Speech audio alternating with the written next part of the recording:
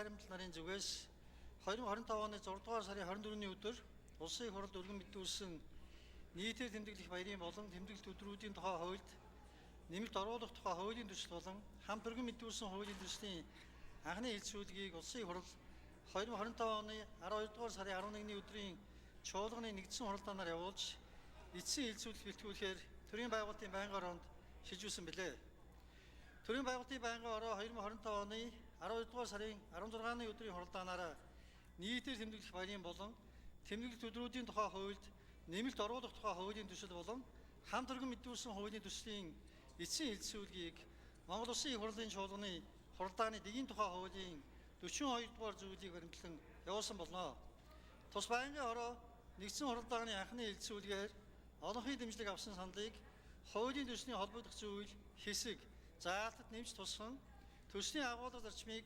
алдагдуулахгүйгээр үг хэллэг дэс дараалал бүтцэн шинжилгээ засварыг хийж эцсийн хэлцүүлэгт бэлтгэсэн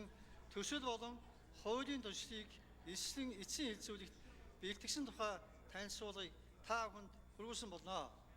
Улсын хурлын эрхэм гишүүдээ нийтээр тэмдэглэх баярын болон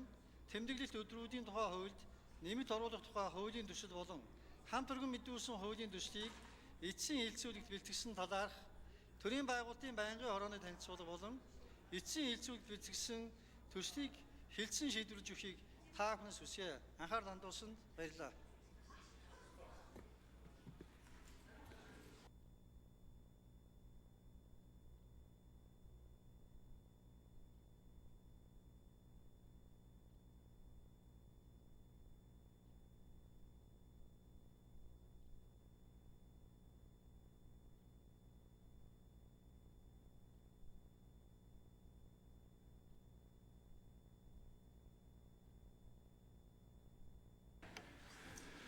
За, улсын хурлын гишүүд байнгын орооны